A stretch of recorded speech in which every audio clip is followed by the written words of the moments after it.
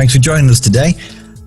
I and Andy are going to speak to you about how you can use one simple question in all of your lessons to improve your questioning. And this simple question is approve or improve, okay? What we're going to do is we're just going to look at a very simple example and we're going to relate it to science. So, Andy, you're a science teacher.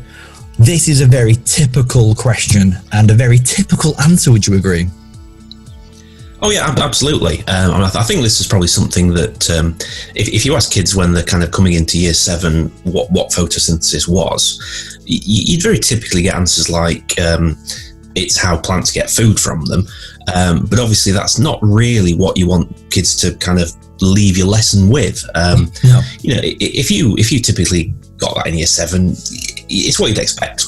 Okay, cool. I mean, you don't want them to leave your lesson with that. Okay. Well, using this method, Andy, using approve or improve, we can use this question and we can use this question we can use it for AFL, we can use it for differentiation. We could start our lesson with this question and answer up on our board. And we could simply ask the students, okay, who thinks this is a right answer and who thinks they can improve on this answer. So what we're doing straight away is we're using this one question and this one statement to differentiate our class. So we'll have a group of students on one side of the room that think they can improve this answer. And as a science teacher, you might go over to them and you might give them a little bit of help with that. But we've also got some sections of the class that actually they believe that to be the right answer. They probably believe it to be correct and might need a little bit of assistance from yourself to kind of see why they're not correct with that. Yeah. Okay. So basically, when they've kind of looked to answer that question themselves, they've actually just picked out whether they're happy with that answer and basically self-selected into one of those two groups and said, you know, I'm happy with that answer, I approve of it, and I go over here into that group. Or if I can think of ways to make the answer a little bit better, I go over and take myself into the improved group and I try and do something about that.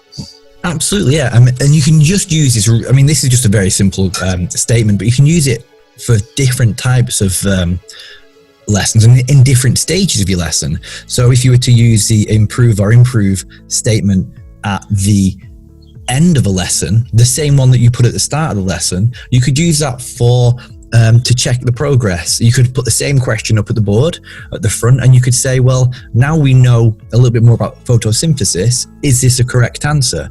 And some students might still need a bit more help with it, but you'd hope the majority of the room believed they could improve on the original answer. And also you could get some really technical stuff and really tricky stuff, have the correct answer, and hopefully the students would know enough about the topic to know probably can't improve that. That is a correct answer. And that's when you're getting into the really deep thinking where they're really critically thinking about what they know and they probably can't improve it. So they do believe that is a correct answer.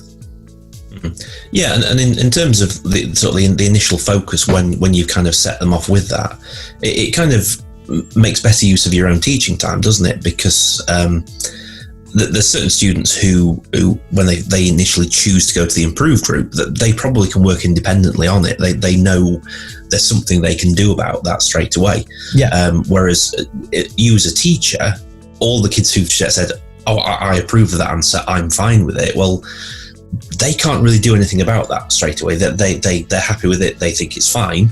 You know, as a teacher, you're going to have to spend some time with those students to try and help them and move them along. So you've kind of you've made sure that you are in the right place helping the right students, whereas some kids can just work independently on their own.